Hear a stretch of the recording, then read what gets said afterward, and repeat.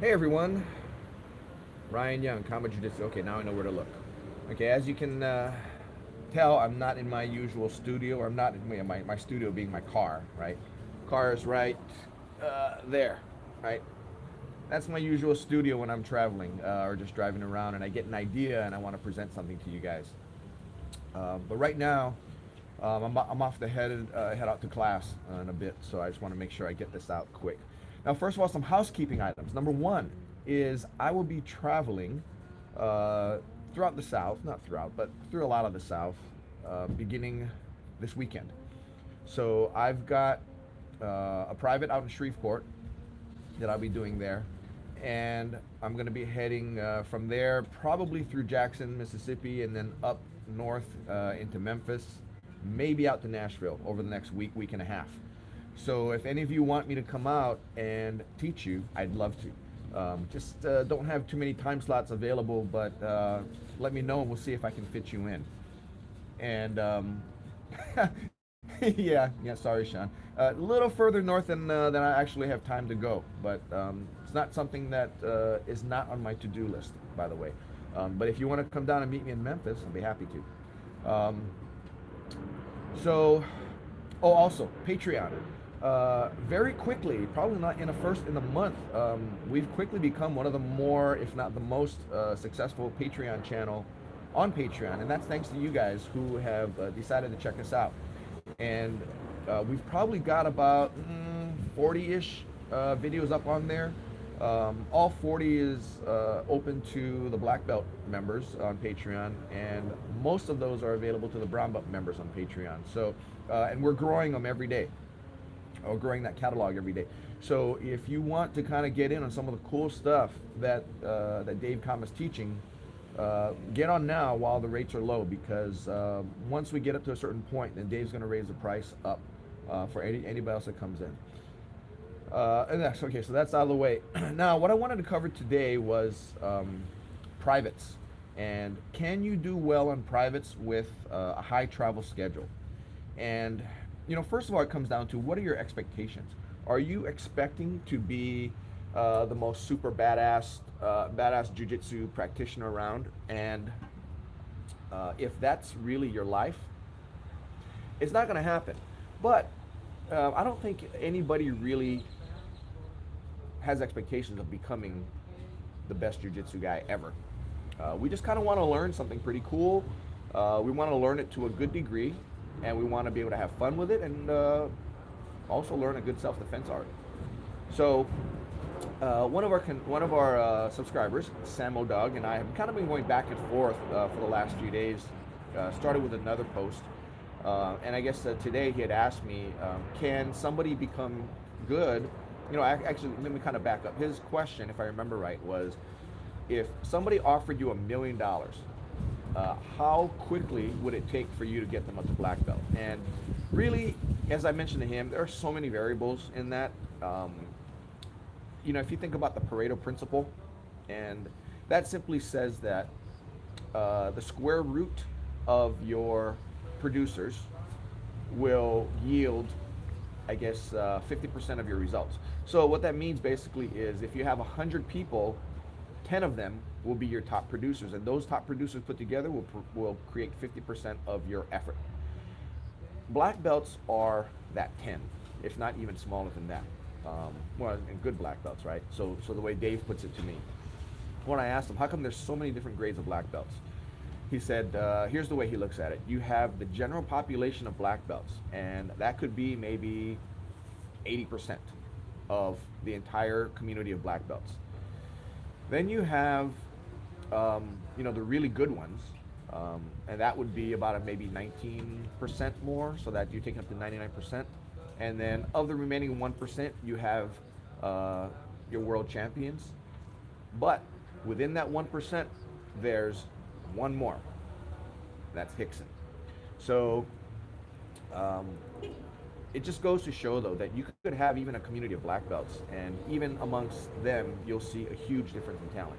Now, with regard to regular individual practitioners who want to learn it, they're going to learn it whatever way they can, given the amount of time that they have. We all have other activities. And we've got kids. Maybe we take them out to their games and their practices, and plus there's work, plus there's family time, and after that, what time do you have to train jujitsu? For some people, once, maybe twice a week, and that's really all you can kind of expect. Now, what if you travel a lot? What if your job is, um, takes you all over the country, and you have no choice but to travel. Let me see if I can set this phone down so I don't shake it as much. I'm not good at doing the selfie stuff, but let's try this. All right. So let's say your job, do one person has an issue, unless other people are going, yeah, I'm having that problem too, I can't really spend a lot of time on that one issue for that one person. Now, granted, if it's a global concept, a global universal concept, for instance, using the hip escape successfully to get out of mount, from under mount, then yes, I'll show that to the entire class and we'll work on it if I know ahead of time that it'll benefit a particular person. So that person comes to me ahead of time and tells me, hey, Ryan, you know what, I'm having trouble with mount escapes.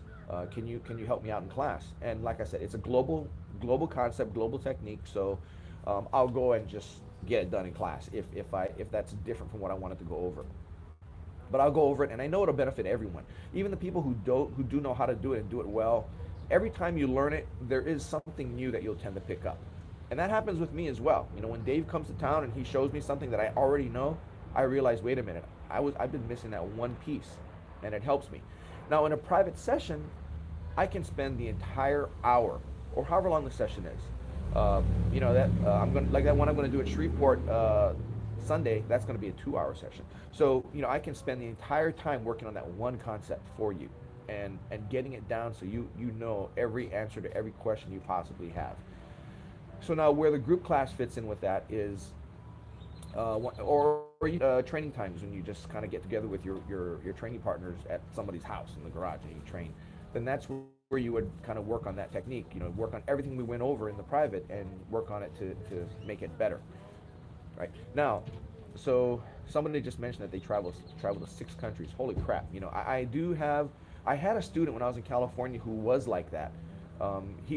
Sometimes he'd message me. He's in Thailand. Sometimes he messages me. He's in Saudi Arabia. Sometimes he messages me. He's in I think somewhere in the Middle East. I don't know. All over the place. And all I can say for that type of person is that's hard, because you can't necessarily get weekly travel in. Now, what I would do is, if that were me, I would teach my coworkers, hey, you know what? You want to learn how to do some stuff? And basically, I teach them what I learned in my private. I show it to them so that I can practice it on them and they can practice it on me. But just having that repetition will make sure that it stays front of my mind. I have a private student who trains with me every week, and he has been for the last 4 years now. And he travels Monday through Thursday, and he would travel sometimes his job would take him to Buenos Aires, sometimes it would take him to Brazil. Once it was taken to Venezuela before the whole thing collapsed, and his boss said, "Oh, I'm gonna get you out of here." Or he'll travel around the U.S. For a while it was Memphis, for a while it was Austin, San Antonio, but he's back every weekend. So he has to spend time with his family, so he really only has early Sunday mornings available to him to do his privates. So we do his privates, and at first when he started in that type of program, I was kind of skeptical. He asked if I could teach him, number one, and number two, would he be able to progress? And I said, I don't know, jury's out, let's see. But what he did to help his effort was, he had a lot of downtime in his hotel at night, and what he would do is he would just get on the floor in the hotel and start doing the movements and visualize. One thing I found, that people who are very successful, they do know how to visualize and kind of and imagine that you're doing something that is what you're trying to do. And lo and behold, when he come back for his private the next week, he actually has it down. He did very well. One of our students in California, he started with me in my garage, and he trained once a week because he was in medical school at the time, only did privates, and he got really good really fast, and with no other training other than that. Every once in a while I bring in a training partner for him to kind of I guess, give them a different look, different look maybe from another practitioner to see what they do. Because I don't do things the same way that anybody else does necessarily at the same time. So I'd bring in somebody for him, and yeah, that makes sense. Mental jujitsu. And the mental aspect is a huge part of your success. You need to be able to bring all your senses into your training to be successful. Just like how when we teach to the eyes, we teach to the ears, we teach to the body. You can't just say, move your left foot here, put your right hand there, put your left foot in, put your left foot out, shake it all about, all that kind of, it's too one-dimensional. You need to tell them, you need to show them, and you need to make their body do it. And that's the way you successful. Now, to learn, you also have to do that. The more senses you can recruit into it, the better you'll understand it. So, like this particular student in his privates with me on Sunday mornings, I'll go through all aspects in teaching him. And hey, Mac, how you doing? Good to see you here.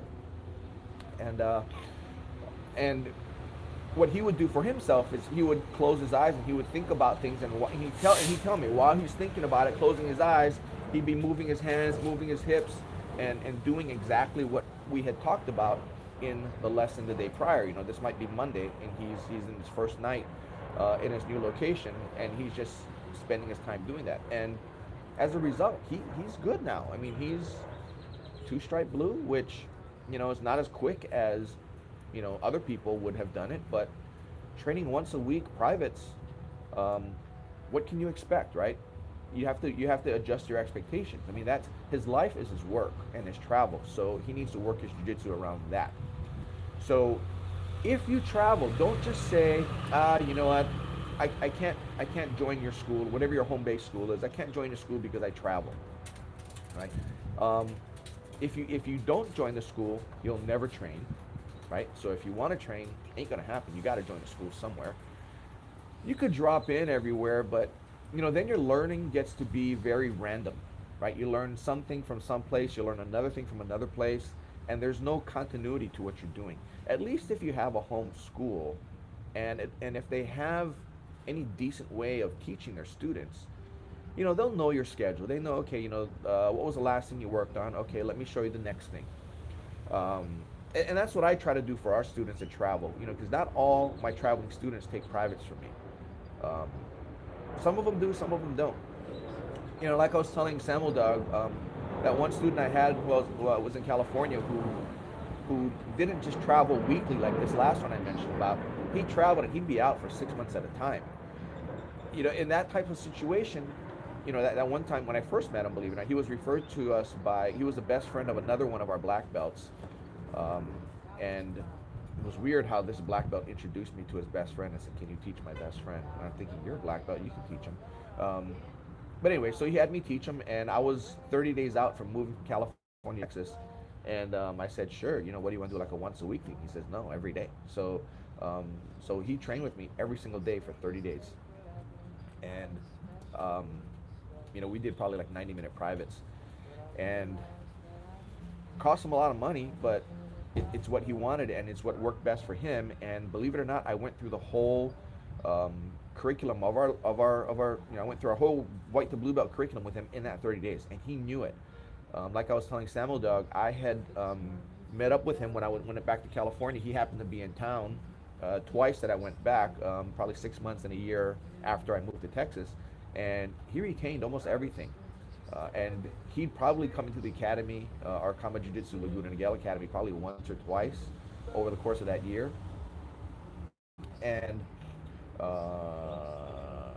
it's pretty close. So somebody's asking if the new Hicks and Gracie self-defense curriculum is the same as what we teach. For the self-defense portion, it's pretty close. I don't know how much Hickson is going to show for his mat work and the groundwork. I know he'll go through a lot of the traditional Elu Gracie techniques, or at least I suspect. I know he showed guard pass in that kind of free video that you get. I don't know, we'll see. I don't know how comprehensive it's going to be, because Hickson really doesn't have a lot of time. I mean, he's been working on this, what he's bringing out, probably 2 years now. at least a year, if not two. And with his travel schedule, I don't know. Um, I don't know if there's any interaction too. Like our Patreon members, they can ask questions and we'll answer back and stuff. Um, yeah, good. We have it too. So I mean, did it come out yet? I know we purchased it. Um, you know, any excuse I have to give Hickson money, we'll do it. Because we want him to keep doing what he's doing. Because once he's gone, um, there's no more Hickson, right? Or once he decides to retire and call it quits.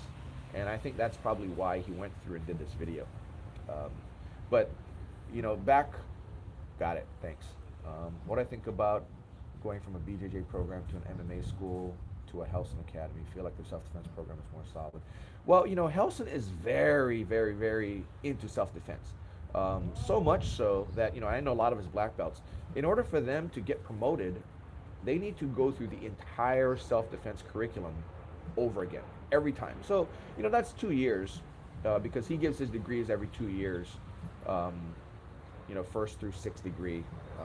In order to get your degree, you need to test again with him. And from what my friends who are black belts under him tell me, it's a very comprehensive thing. And I know of, and I know that when it's about that time, because they're all getting together, and I don't know, 1, 2, 3 months prior, and they're all reviewing the curriculum to make sure that they all have it. So going from a BJJ school, like a competition school, to an MMA school, and then to Helson school, it's all very different. A BJJ school versus a Helson school, it's probably, with today's Helson schools, it's probably closer to than say a BJJ school to a Kama Jiu-Jitsu school, because there are a lot of Helson guys that compete. And they'll send guys up from Hawaii, for instance, up to the Pan Ams, up to the Mundials, up to the Masters Mundials in Vegas. I always know there's people up there from Hawaii, so they do compete.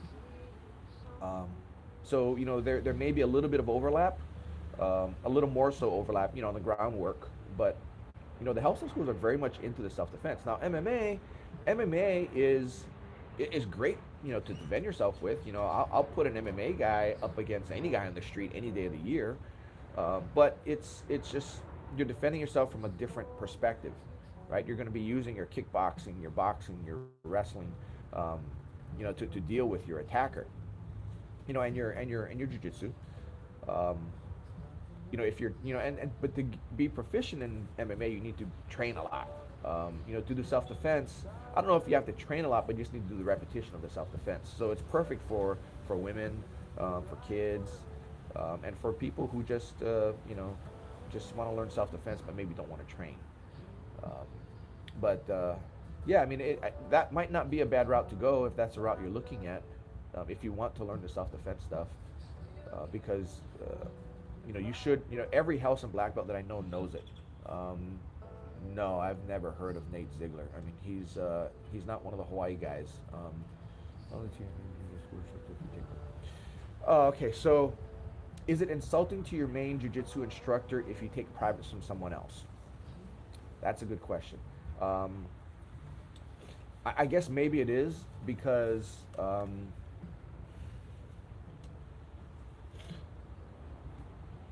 with regard to that type of teaching, when students come to me and learn from me privately and they're part of another school, I never mention it. I don't assume that they want their instructor to know. That's up to them. But there are times when I do get a private student who comes in from somewhere else and says, "Hey, I'm going to be visiting, and I wanted to take a private from you, and my instructor mentioned that you might be someone that I should take a private from." And in that way, I know the instructor didn't have a private problem with it because he recommended it. But at the same time, if somebody wants to learn from us, that's up to them. I'm going to teach them, but I'm not going to go and out them if that's what you're thinking. Now, if my students were to take privates from somebody else, I don't care. I mean, that's up to them. However, when they're in class training, and if I see something different, I'll know right off the bat.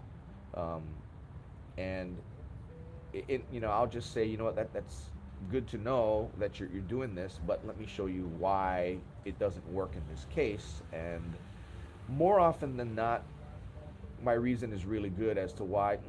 You know, keep that in the back of your mind for now. Save it for when you're deep in a purple belt. Play around with it. But for now, I need you to do it this way instead. Um, and shoot, somebody just had a question that came through, and I saw it. I was reading it, but sorry, it slipped my mind. But you know, um, with regard to your traveling, with regard to your privates, do them both if you can. Now, let me kind of caveat this. Mat time, more mat time is not always better, right? If if the drill is for you to go left, but you always go right by habit, and you go onto the mat and you go right, right, right, right, right, and you do it 1,000 times, right? You have more mat time, but you have more mat time doing the wrong thing, if that makes any sense. Um, I'd rather you do it 10 times going left rather than 1,000 times going right, if left is correct. That makes sense. Um, because that 1,000 times going right, you have to think about how a habit is formed. A habit can be thought of as a string or a thread, right? If you put a thread from one point to another point and you attach them, right? At any point in time with a single thread, any human being can just break it, right? Break that habit. That's your habit. Um, well, yeah, if you do travel from place to place, you'll never get promoted. But why is that an issue? Um, who cares if you get promoted or not? I mean, if you get better, then eventually you'll find a home base. And, so let's say I have a guy who's trained all over the place, all over the world, and he's traveled for 10 years, but he's been training for 10 years. He's never gotten any belt higher than a white belt. Because if I'm going to promote somebody, I'm going to promote my student. I'm not going to promote a student of the world.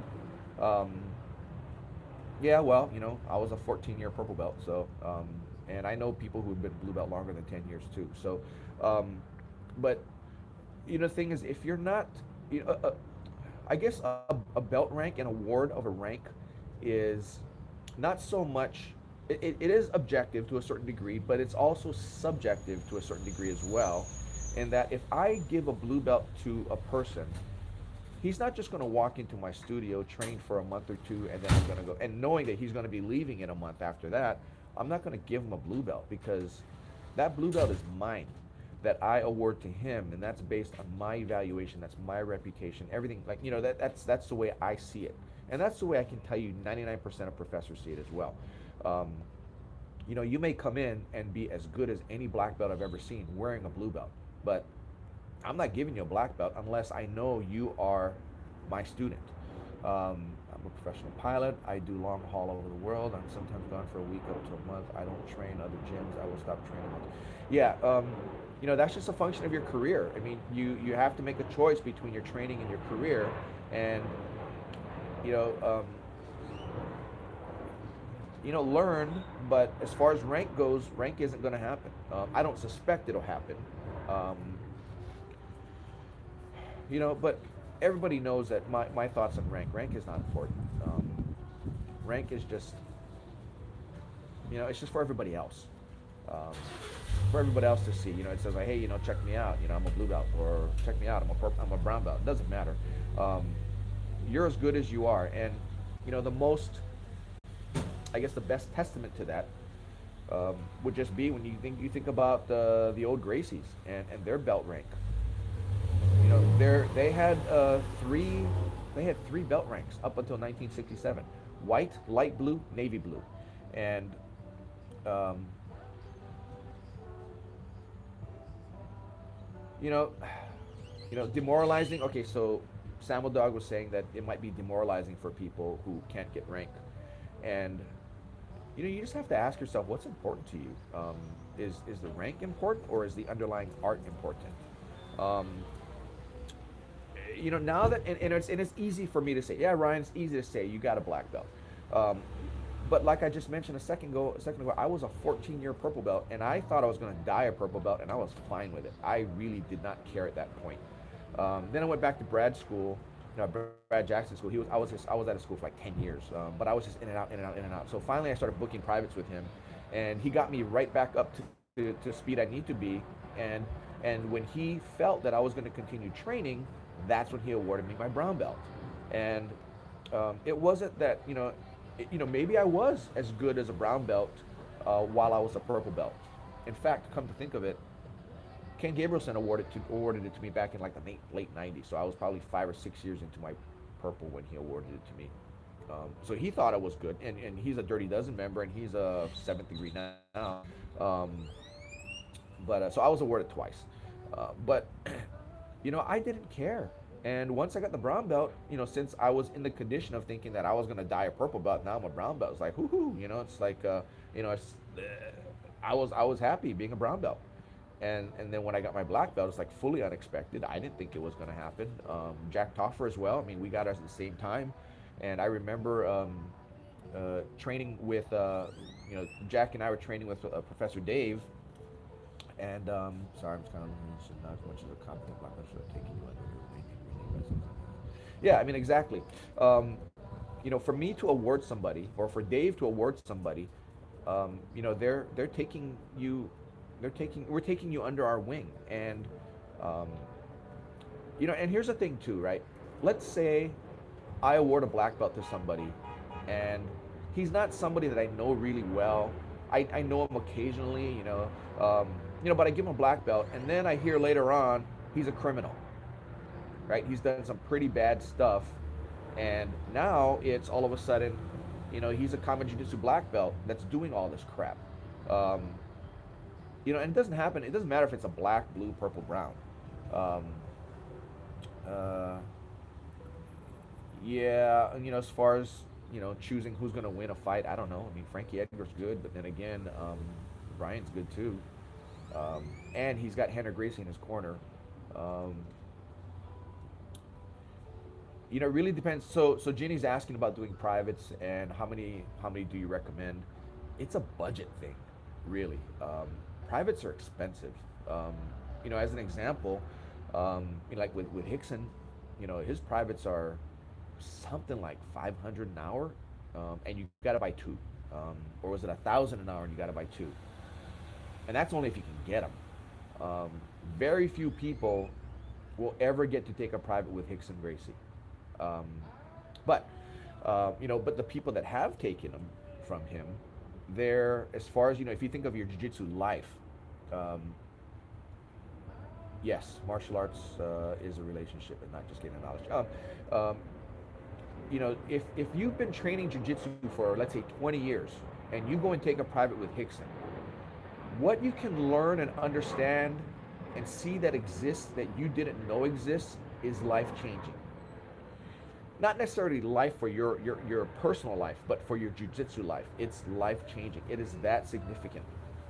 And it, like Hickson, the perfect example he had was, it's like you're running your car and you're running in third gear all this time for all these years, and you didn't know that you had a fourth gear, and he's showing you, well, actually, here's your fourth gear. So now, or it could be, running in fourth gear for the longest time.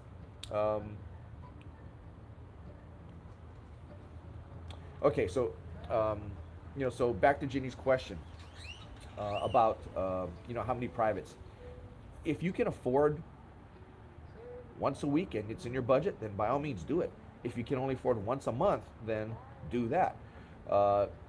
It's just that once a month is not going to be as efficient, but it's certainly better than not doing it at all. And just find out find the instructor you want to take privates from. It may take a few of them to really understand how they teach and to kind of get into a groove. But even Dave's got a guy who does once or twice a week, and Dave teaches him in his backyard. And that guy's gotten really good really fast. Yeah, Hickson does have the gift. He's special. I don't know if there's going to be another Hicks and Gracie. Yeah, and as far as answering the question somebody just put up about taking a black belt away, it's like that expression: once you let the cat out of the bag, you're not going to put the cat back in. Once you award a black belt, you can say, okay, well, I'm going to take it back. What the hell does that mean, right? I gave you the black belt, which means that you fit all my characteristics and all that. you know, but I gave it to you. You're a black belt now. You know, that's like Jorge and Gracie giving Hicks and Gracie the red belt, and you know, and then Hicks and Gracie saying, I don't believe I'm one. Okay, you can believe that, but you're a red belt, right? Does that make sense? Right? So Hickson just has a different belief on how long the time parameters is to qualify for one. And, um, you know, but on the other hand, Jorge and Gracie gave it to him on Elio's criteria. So, okay, so David Berkeley's asking, should he show up to a private with an agenda or just have the professor teach what he wants to teach? So if it's a one-off, you're going to be meeting with a special situation, and you're going to be meeting with for a private one thing. You can do two ways. You can say, and here's what I'll do. So when I set up a private for the very first time with somebody, I ask them, I give them the option. I go, do you want to learn a specific thing, or do you want me to kind of just train with you for a few minutes, and then I can kind of figure out where your holes are and I can plug them? More often than not, yes. I mean, yeah. I mean that is that. So Rock Your Jaw Shua is saying, if you pay for it, shouldn't you choose? Yes and no. But I mean, you're choosing your option. So like I said, I give you an option. You know, I can teach you what you want to learn. I want to learn cross-side escapes. Okay, I can show you that. Or you can say, Ryan, you know what? I need work all over, but I may need work somewhere where I don't think I need work. So would you mind training with me, and kind of, telling me what I need to work on? And sometimes, I'll train with somebody, and he may have wanted to learn cross-side escapes, but in reality, his weakness was seatbelt escapes or back mount escapes, right? Um, so what I'll do is I'll go over some stuff with him. Sorry, wind's blowing, shaking my phone up. I'll go over the back mount with him because that's what he needs to know. And cross-side escape, yes, you need to know that too, but that's really what he wants to know. So I'll teach him both if I have the time. And I have had sessions that have started off as 1 hour sessions that kind of turned into a 2 hour session. My cousin Sheldon Young, who runs Taco Jiu-Jitsu in Hawaii, who's one of our affiliates, he flew up to train with Hickson for a 2 hour private, which turned into a 4 hour private, right? Because there were so many things that he realized he didn't know, and it's like, going into a rabbit hole, right? You find it's like, oh crap, you just keep going and going and going, and the hole never ends. So, yes, if you're paying for it, you have the option. Choose what you want to learn. Yeah, true. In Hicks's eyes, a baby can't know what they want. Yeah, a baby doesn't know. But is a black belt a baby? Sometimes. Especially when you realize that Hickson's world is completely different from ours in Jiu-Jitsu. I mean, we just do not have any, no. Sometimes, okay, so the question was, is that extra 2 hours in the house? It really depends on the instructor. It's up to the instructor to it's their option to offer it to you. But if the session's over and you say, do you have time? Can you go over more stuff with me? Then, you're gonna have to pay. I mean, that's unlike a lawyer, for instance, and I have nothing against lawyers. I have great friends that are lawyers. Unlike a lawyer, where if you get more time from him, from Hickson with my friend. Oh, that's my cousin actually. I don't know what the money situation was between my cousin and Hickson. That's between them. But lawyers charge by the hour, but there's no physical toll on their body during that period of time. It's just for their time, just for their mind and their time. But when I'm teaching a private and it goes 1 hour, and depending on if I'm showing somebody how to smash me from the top, and then they ask for another hour of that, then it's like, oh, okay, yeah, I can do it, but it's going to cost you because get my body busted up here. Sometimes I have a training dummy in there too, which helps, but it's for a different perspective, really. But anyway, I hope this kind of helps you guys. There's a lot of questions that came up. I'm sorry I didn't get them all. I'll be up for maybe another minute or so if anybody wants to. If I didn't answer your question, you want to pop it back up, I'd be happy to try and jump on it. I'm supposed to run over to class. I got one of my instructors teaching today, and I like to kind of watch and make sure they're doing all right.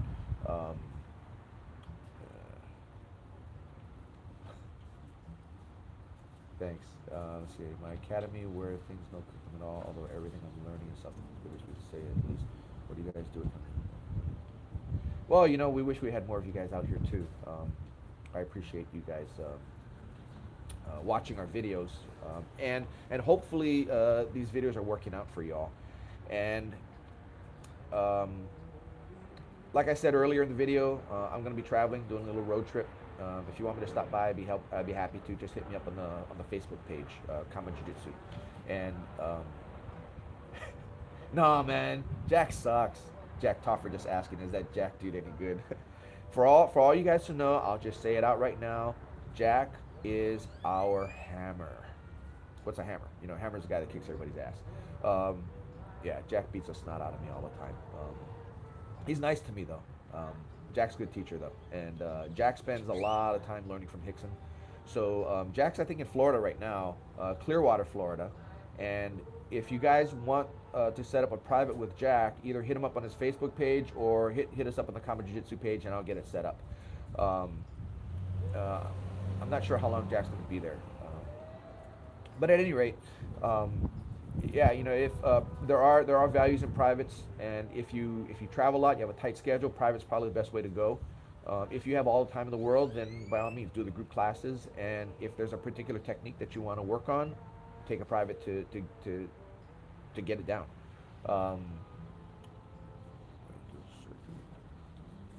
Exactly right. You know, when I go to a doctor, and you know, I have had surgery, 2 knee surgeries. Knee surgeon told me what I need, and I said okay. Yeah. So, at any rate, I think that's all I got. I got to run the class, and I really appreciate your time. And message down below if you have any questions. I usually try to get to them, or just hit us up on the Facebook page. And I wish you all the best, and happy training. Bye bye now.